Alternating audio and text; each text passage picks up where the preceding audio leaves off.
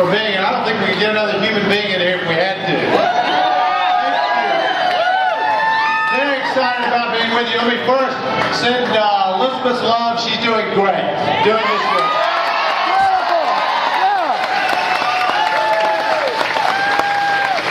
We have such important work to do in this country. Let me start with what I believe. First, we must put a Democrat in the White House.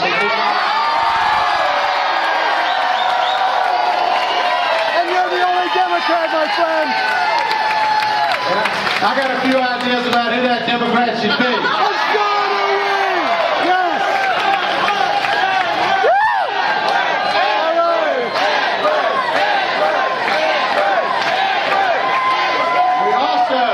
We also have to change what's happening in Washington to make sure that the lobbyists and the drug companies, the insurance companies, and the oil companies do not continue running the United States of America.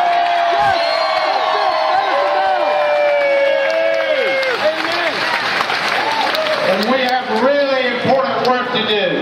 First, we have to stand up to drug companies and insurance companies to give America what it desperately needs, which is real universal health care.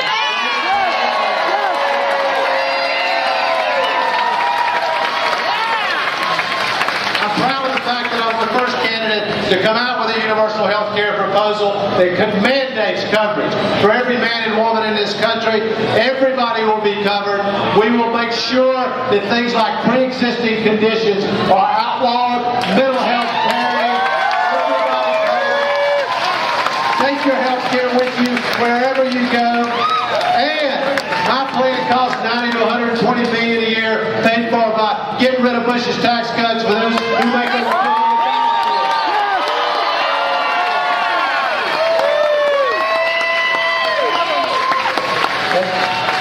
And I have to tell you, just as an aside, last night we were in New Orleans, a couple of the presidential candidates, to talk about the plight of what's happened in New Orleans, the national embarrassment that is New Orleans. And I said a couple of things. First, I said, we don't need a surge in Baghdad, we need a surge in New Orleans.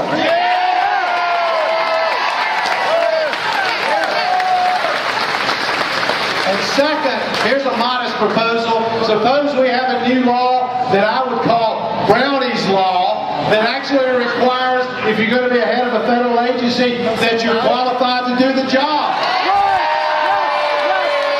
Competence, competence, competence. Yes, sir. We also have the greatest economic inequality we've had since the Great Depression. We're becoming a country with a few rich people and everybody else. We can do something about this. The Congress finally, after a decade, raised the minimum wage. It's going to go to $7.25 an hour. It's not enough. The minimum wage ought to be at least $9.50 an hour.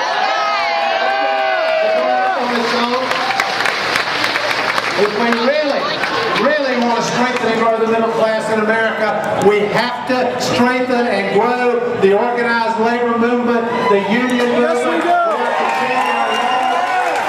To help unions be able to organize. I'm proud to have been in that cause. It's crucial to the future and the economic security of this country.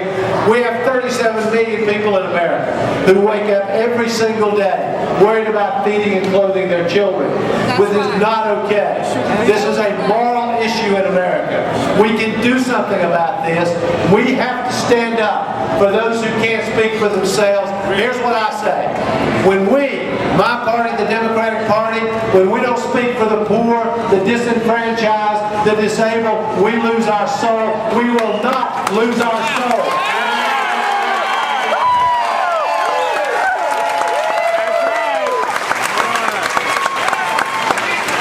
Access to college. We have millions of children, young people, who want to go to college. Bush is taking billions of dollars out of the federal budget for kids to go to college. This is insanity. Here's my idea. We say to every young person in America, graduate from high school, qualified to go to college, willing to work at least 10 hours a week your first year, we pay for your tuition and book.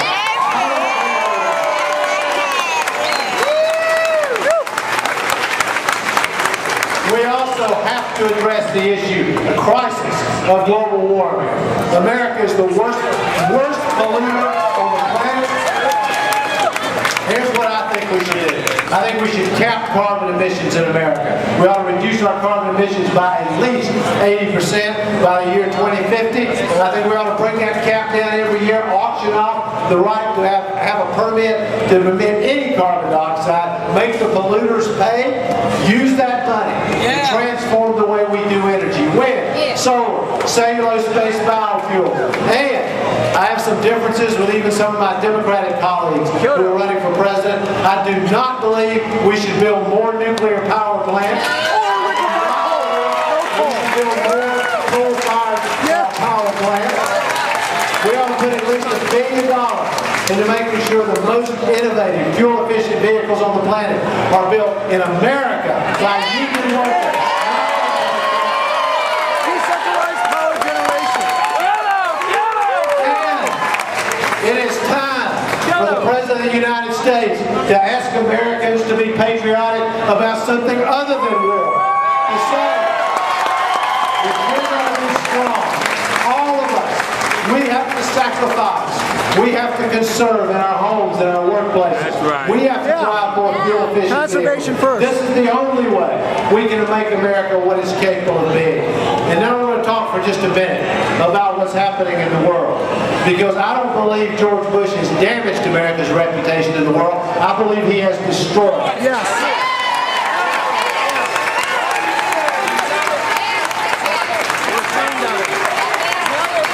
And what I have to say about the resignation of Alberto Gonzales is better late than never. And what I have to say about the possibility of Michael Chernoff replacing him, let's not replace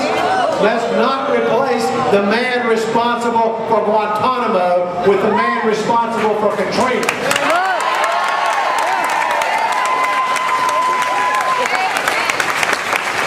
But the way I think about this, we got to end the damage and we got to do some good. Ending the damage. We must end this mess of a war in Iraq and bring our men home in Iraq. My view is, the American people gave the Congress a mandate in the election of November 2006. That mandate was to force George Bush to change course in Iraq. They should not submit a single funding bill to this president that doesn't have a timetable for withdrawal. If he vetoes it, they should send him another bill with a timetable for withdrawal. If he vetoes that, they should send him another bill with a timetable for withdrawal. Until he's forced to bring our men and women home. I wish I could do this alone. I cannot. I need you. We need you. Your country needs you.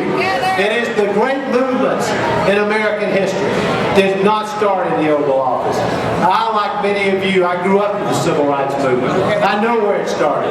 It started in places like this. With people with courage, conviction, passion, spoke up, stood up, marched, and they changed this country. The same thing happened. In ending the long and bloody war in Vietnam, you can feel that movement happening today. On this war in Iraq, your country needs you. We need you. We need you to speak up. We need you to take responsibility. We need you to take action. To paraphrase Gandhi, all of us, we have to be the change that we believe in.